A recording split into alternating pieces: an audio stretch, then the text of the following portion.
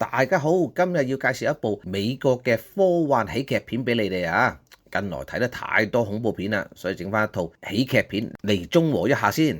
呢套片嘅英文名就叫做 Lilo and Stitch， 中文名咧就叫做星際寶貝史迪奇。香港人咧就好昵稱呼佢作為史迪仔嘅，咁我之後咧都會用史迪仔嚟稱呼呢套電影嘅。呢套電影咧可能係今年 Walt Disney 最高票房嘅電影，而家暫時咧係全球喺2025年最高票房嘅電影排第4位嘅。咁佢只係播咗10幾日啫，暫時我做片嘅時候。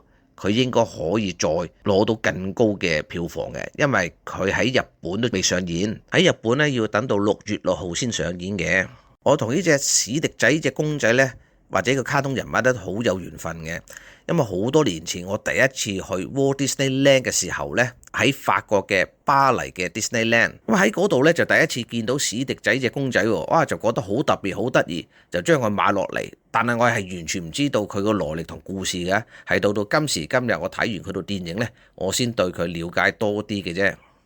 咁喺呢套和路迪士尼嘅電影裏面，當然有呢個佢哋嘅殺手鐧就係好聽嘅音樂同埋好睇嘅舞蹈啦。呢套片呢，就喺夏威夷拍嘅，咁啊跳啲夏威夷舞啊，播啲咁嘅舒適柔和嘅音樂啊，真係好正。睇完之後我都想去度假。好，咁例牌呢都要講下故事內容嘅，盡量唔劇透之下啊。咁呢套片呢，就係關於咁研究咗一個實驗品626號咧，就係我個主角史迪仔啦。佢因為咧佢個創造者呢個強霸卓奇霸博士咧，就因為犯咗啲法，所以佢就受牽連，佢都被人監護咗嘅。但係佢就好叻仔，成功偷咗隻飛船，跟住就逃脫咗。史迪仔就誤打誤撞就去咗地球嗰度啦。咁之後故事會點樣發展呢？外星人會放過史迪仔呢？史迪仔喺地球會有咩奇遇呢？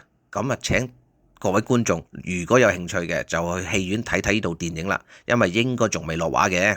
好，咁今日嘅時間又到啦，咁多謝各位觀眾收聽同收看，記得臨走嘅4部曲啊！好多謝晒，拜拜咯！記得 like、subscribe and share， 因為咁樣呢，就對我哋呢啲咁小頻道呢係最大嘅支持同鼓勵。如果可以 comment 埋就最好啦，多謝晒。